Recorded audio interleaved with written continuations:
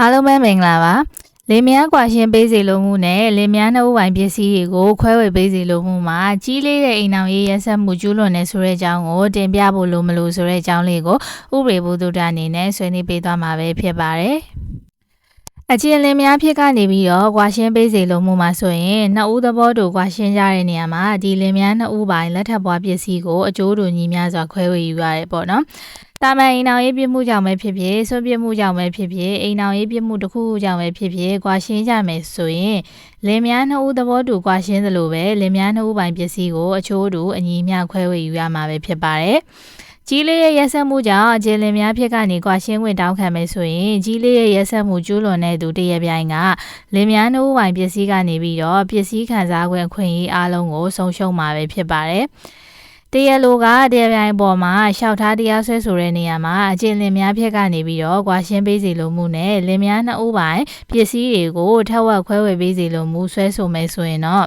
ဒီနေရာမှာအကျဉ်းလင်များဖြစ်ကနေပြီးတော့ကွာရှင်းပြီးလင်များနှုတ်ပိုင်ပစ္စည်းတွေကိုခွဲဝေပေးစီလိုမှုဖြစ်တဲ့အတွက်ကြောင့်ဒီလင်ယောက်ျားတရပြိုင်ကကြီးလေးတဲ့ရက်ဆက်မှုကျိုးလွန်တဲ့အကြောင်းကြောင့်ကွာရှင်းတာမဟုတ်ဘူးပေါ့နော်ကိုဆွဲဆိုတဲ့မှုကတာမန်အိမ်အောင်ရေးရက်ဆက်မှုဒါမှမဟုတ်ရင်ကြီးလေးတဲ့အိမ်အောင်ရေးရက်ဆက်မှုကိုခွဲခြားနိုင်မှုအတွက်လိုအပ်ပါတယ်တာမန်အိမ်အောင်ရေးရက်ဆက်မှုကြောင့်ကွာရှင်းမယ်ဆိုရင်လင်များနှုတ်ပိုင်ပစ္စည်းကိုထက်ဝက်ရပိုင်ခွင့်ရှိမှာပဲဖြစ်ပါတယ်ကြီးလေးတဲ့အိမ်အောင်ရေးရက်ဆက်မှုကြောင့်ကွာရှင်းတာမျိုးဆိုရင်တော့ဒီရက်ဆက်မှုကိုကျူးလွန်တဲ့သူကလင်မယားနှုတ်ပိုင်ပစ္စည်းကနေပြီးတော့ကိုယ့်ရဲ့ဝေစုကိုဆုံးရှုံးရမှာပဲဖြစ်ပါတယ်လင်ဖြစ်သူကအကြီးလေးရဲ့ရက်ဆက်မှုကိုကျူးလွန်မယ်ဆိုရင်မယားဖြစ်သူမှာကွာရှင်းခွင့်ရရှိနိုင်အောင်မကဘဲနဲ့ဒီပါရင်ပစ္စည်းမှာပါဝင်တဲ့လင်မယားနှုတ်ပိုင်ပစ္စည်းတွေကနေပြီးတော့လင်ရတဲ့ဝေစုအလုံးကိုဆုံးရှုံးမှာပဲဖြစ်ပါတယ်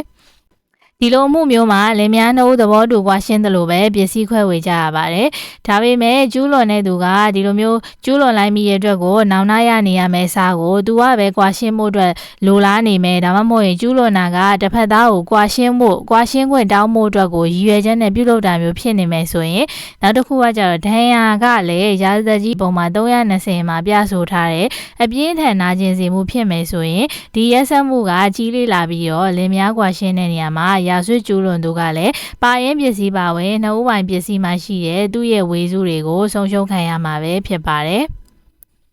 လင်ဖြစ်သူကမယားကိုဆွန့်ပစ်တဲ့နေရာမှာ3နှစ်လုံးဒီမယားဖြစ်သူကိုထောက်ပံ့တာမျိုးလည်းမပြုဘူးဆိုရင်ဒီဆွန့်ပစ်ခံရတဲ့မယားဖြစ်သူကလင်မယားကွာရှင်းခွင့်ကိုတောင်းဆိုနိုင်မှာပဲဖြစ်ပါတယ်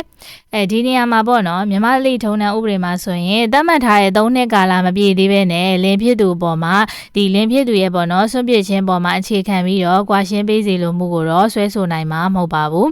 လင်ဖြစ်သူကမယားကိုဆွန့်ပစ်တာကဒီမယားကိုပေါ့နော်စိတ်ဆင်းရဲမှုကိုဖြစ်စေနိုင်တာမှန်ပေမဲ့လည်းဒီလိုမျိုးစိတ်ဆင်းရဲမှုမှာလင်မယားကွာရှင်းမှုရရှိစေတဲ့အိမ်အောင်ရေးပြမှုတည်းဖြစ်တဲ့ရက်ဆက်မှုမှာအကျုံးဝင်ကြောင်းကိုမတွေ့ရပါဘူးဒါကြောင့်မလို့ဆွဲဆိုတဲ့မှုနဲ့ပတ်သက်ပြီးတော့လင်မယားကွာရှင်းပေးစီလိုမှုနဲ့လင်မယားနှုတ်ပိုင်ပစ္စည်းတဝက်စီခွဲဝေပေးစီလိုမှုမှာကြီးလေးတဲ့အိမ်အောင်ရေးရက်ဆက်မှုကျူးလွန်ကြောင်းတင်ပြဖို့အတွက်မလိုအပ်ပါဘူးဆိုတဲ့အကြောင်းလေးကိုဥပဒေဘုဒ္ဓအနေနဲ့ဆွေးနွေးပေးလိုက်ရပါတယ်အားလုံးကိုကျေးဇူးတင်ပါတယ်